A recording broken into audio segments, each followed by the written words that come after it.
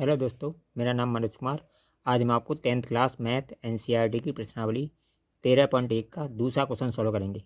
दूसरा क्वेश्चन हमारा, कोई बेलन एक खोखले अर्धगोले के आकार का है जिसके ऊपर एक खोखला बेलन अध्यारोपित है। अर्धगोले का व्यास 14 सेंटीमीटर है और इस बर्तन की कुल ऊंचाई 13 सेंटीमीटर है। इस बर्तन का आंतरिक पृष्ठीय क्षेत्रफल ज्ञात कीजिए। अब देखिए, ये एक हमारे पास अर्धगोला है, उसका जो व्यास दे रखा है वो 14 सेंटीमीटर दे रखा है।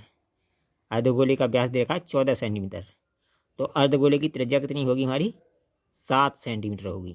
ठीक है, इसके ऊपर एक खोखला बेलन रखा हुआ है। ये देखिए, ये एक बेलन इसके ऊपर रखा हुआ है और बर्तन की कुल ऊंचाई जो दे रखी है हमें, वो दे रखी है 13 सेंटीमीटर।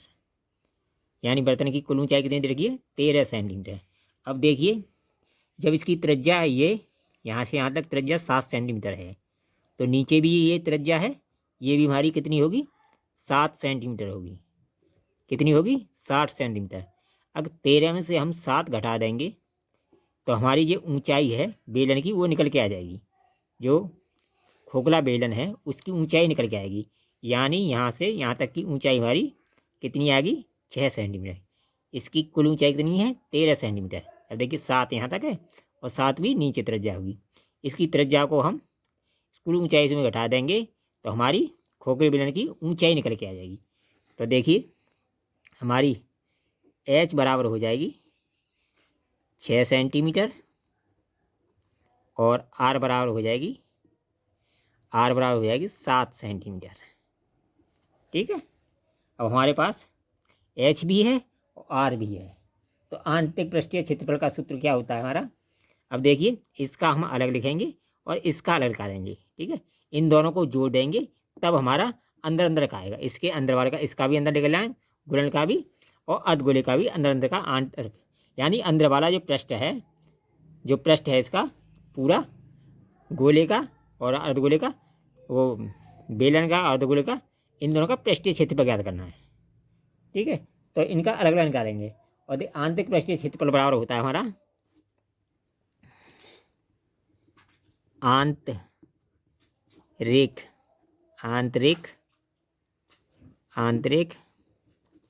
पृष्ठीय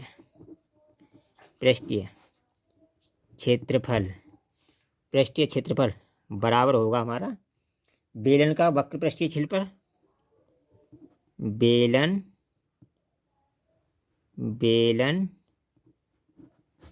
का वक्र पृष्ठीय क्षेत्रफल प्लस अर्धगोले का वक्र पृष्ठीय क्षेत्रफल। यानी इस गोले का और इस बेलन का अलग अलग इन दोनों का जोड़ना पड़ेगा, क्योंकि ये पूरी एक बर्तन तो है नहीं, एक गोला है और इसमें बेलन है। तो बेलन का वक्र पृष्ठीय क्षेत्रफल और अर्धगोले का वक्र पृष्ठीय क्षेत्रफल, अर्धगोले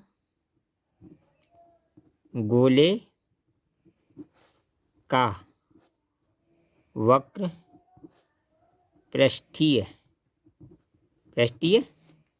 क्षेत्रफल। ठीक है, यानी आंतरिक पृष्ठीय क्षेत्रफल निकालेंगे तो बेलन का अलग निकालेंगे, इसका अलग निकालेंगे, उन दोनों को जोड़ देंगे तो आंतरिक पृष्ठीय क्षेत्रफल हमारा आ जाएगा। ठीक है, तो ये होता है बेलन का, होता है जो फॉर्मूला हमारा 2πRh। बेलन का क्या होता है? 2πRh। ये तो होता है बेलन का वक्र पृष्ठीय क्षेत्र का फॉर्मूला। और अर्धगोले का क्या होता है? अर्धगोले का होता है हमारा 2πr²। ठीक है, अब क्या करेंगे, इनमें मान रखने से पहले, h और r के मान रखने से पहले इसमें से कॉमन ले लेंगे।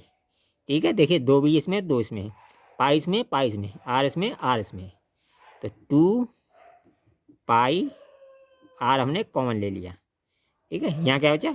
h बचा, प्लस यहाँ r² था, यहाँ r बच गया। ठीक है, हमने कॉमन ले लिया। कॉमन लेने से ये आपको कैलकुलेशन करने में आसानी होती है।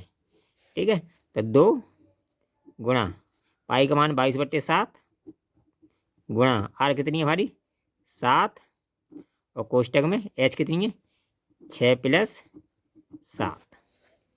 ठीक है, हमने कॉमन ले लिया। कॉमन लेने से हमें कैलकुलेशन करने में आसानी होती है।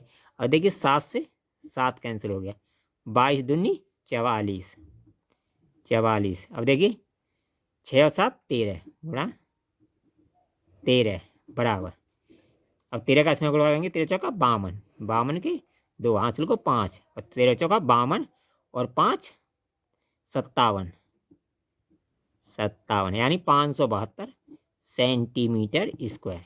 ये क्या आ गया आंतरिक पृष्ठीय क्षेत्रफल आ गया। ठीक है, तो हमने क्या किया इससे ऊंचाई निकाली हमने इसकी जो हमें दे रखी थी। इसकी बेलन की ऊंचाई टोटल ऊंचाई दे रखी थी 13 सेंटीमीटर। इससे हमने खाली बेलन की ऊंचाई निकाली गोले को छोड़कर और इनकी वैल्यू हमने फॉर्मूले में फिट कर दी। इस तरह हमारा ये क्वेश्चन सॉल्व हुआ। अगर वीडियो पसंद आए तो कमेंट कीजिए, लाइक कीजिए, शेयर कीजिए। ऑल द बेस्ट, फिर मिलेंगे न्यू वीडियो में।